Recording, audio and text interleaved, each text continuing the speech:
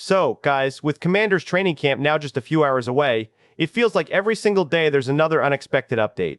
But this time, it's not about a player, an injury, or a roster battle. Instead, the biggest headline is coming from the coaching staff, and honestly, it's the last thing anyone expected to happen with only a few hours left before training camp officially begins.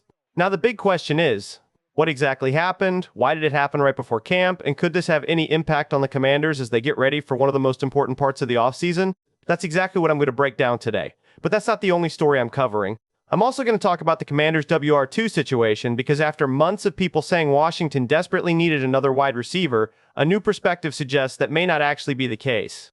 So I'll explain why that conversation could be changing and what it means for this offense heading into training camp. What's up, Commanders Nation? Welcome to the NFL Playbook, Commanders. If you're new here, don't forget to hit that subscribe button. Okay, let's just get right into it because this news genuinely caught me off guard this morning. Veterans are supposed to report tomorrow. The conditioning test is happening tomorrow. Dan Quinn and Adam Peters are set to speak to the media tomorrow, and then the team hits the practice field for real on Wednesday. So basically, training camp starts tomorrow. And on the eve of all that excitement, we wake up to the news that tight ends coach Ben Steele has been relieved of his duties. The team put out a short statement this morning saying they're parting ways with Ben Steele and that they'll have no further comment. That's it, short and cold. And look, we've talked before about how good this organization has gotten at keeping things quiet internally. We went through OTAs, we went through minicamp, and not one single reporter mentioned anything about Ben Steele being absent. Now, according to reports, Ben Steele was arrested back on June 7th on suspicion of driving while intoxicated. He reportedly refused the breathalyzer and was also hit with a charge related to resisting an officer, though without force. He told the team about it himself, and the team reported it up to the league right away, which is exactly the kind of thing you're supposed to do. He was then placed on a paid leave of absence while everything played out behind the scenes. Now here's my issue with the timing of all this. If this happened back on June 7th, why wait almost 2 months to actually let him go? If the decision was already made, why not handle it 3 weeks ago instead of the night before camp opens? That gap makes me think there might be more to this than just the arrest itself, maybe a violation of team policy that came out during the process, or maybe they just wanted to control exactly when the story broke.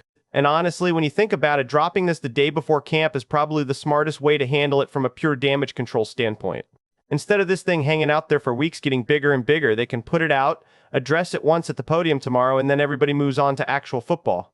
I get why they made this move too. You can't stand in front of your locker room and tell your players to represent the organization with class, then turn around and let something like this slide for one of your coaches. That's a double standard, and this staff clearly doesn't want double standards. At the same time, I won't pretend this doesn't sting a little, because there was real excitement building around Ben Steele.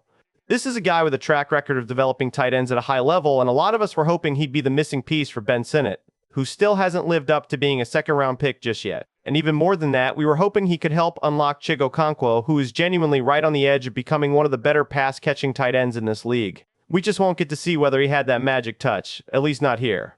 And think about the timeline for a second. If the arrest happened on June 7th, that means it took place right before minicamp, which ran from around June 9th through the 15th.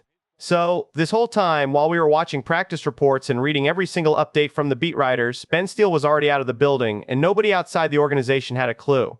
That's honestly impressive from a pure information control standpoint. In a league where things leak constantly, this stayed buried for almost 2 months. Now I know some of you are going to say, people make mistakes, and yeah, that's true. A DUI arrest is serious, but it happens, and it doesn't automatically mean somebody deserves to lose their job over it. I get that side of the argument too. But when you're a coach, you're held to a different standard than a random person driving home from dinner. You're the guy telling players every single day to represent this organization in the right way, to stay out of trouble, to be a good example on and off the field. It's a lot harder to deliver that message with a straight face if one of your own coaches is dealing with the exact same kind of situation you're warning players to avoid. So now the real question becomes, who takes over? During minicamp, it sounds like Wes Welker stepped in to help handle the tight ends group since he's been used as kind of a jack-of-all-trades assistant on this staff.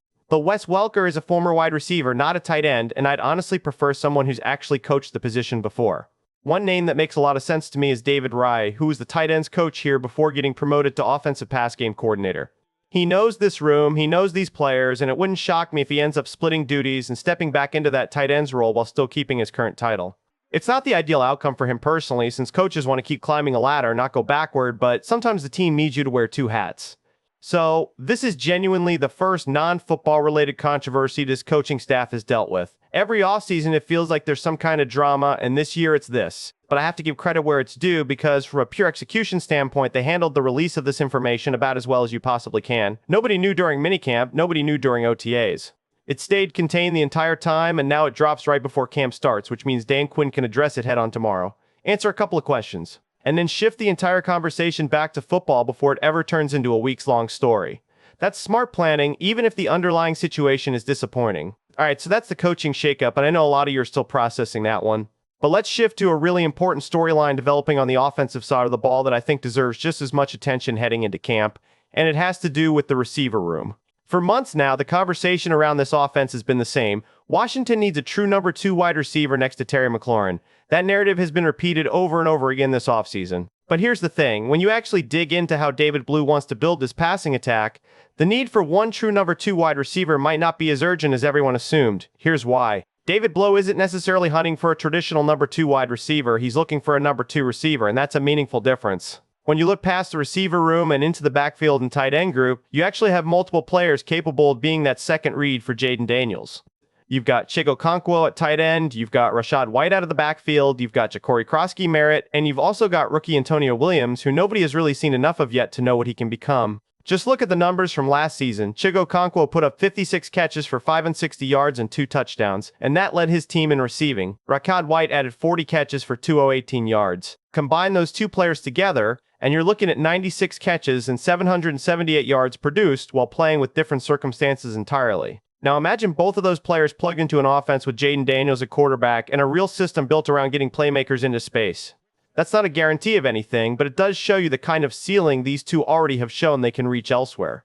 There's also a really useful comparison people keep bringing up, and that's what David Blough might borrow from offenses that lean heavily on quick, efficient passing concepts rather than a heavy dose of shots down the field. Under that kind of system, quarterbacks tend to rank near the top of the league in quickest time to throw and shortest average depth of target. But they also tend to be far more accurate and efficient when they do take their occasional deep shots. So instead of ditching the deep ball completely, and we know Terry McLaurin can absolutely still win down the field, this offense might just become more deliberate and situational when it takes those shots while leaning on quick, high percentage completions underneath to keep the chains moving.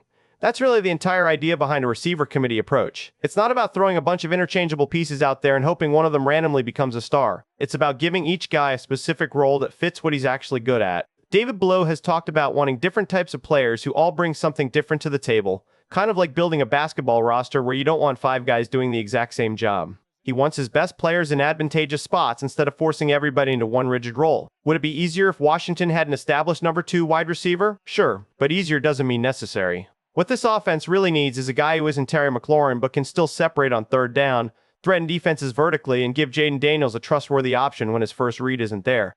And there are multiple players in this building who could fill that role at different points this season. That's the beauty of a real committee approach. Defenses can't key in on one matchup. One week, it's Rachaad White beating a linebacker out of the backfield. Another week, it's Chig Okonkwo working the middle against a safety who can't run with him. And if Jacory Croskey-Merritt or Antonio Williams start earning snaps, that's just one more thing defenses have to account for. It's not flashy, but it's the kind of quiet roster building that pays off once games start counting. So, put it all together, and this camp just got a lot more interesting for Washington. A coaching change nobody saw coming, a tight ends room searching for its identity, and an offense that might be more dangerous than people think, even without a true number 2 receiver. We get real answers starting tomorrow with Dan Quinn and Adam Peters, then Wednesday when pads finally hit the field. I'll be back the second anything else breaks, so stay subscribed and locked in for the whole camp. Until next time, Commanders Nation, I'm out.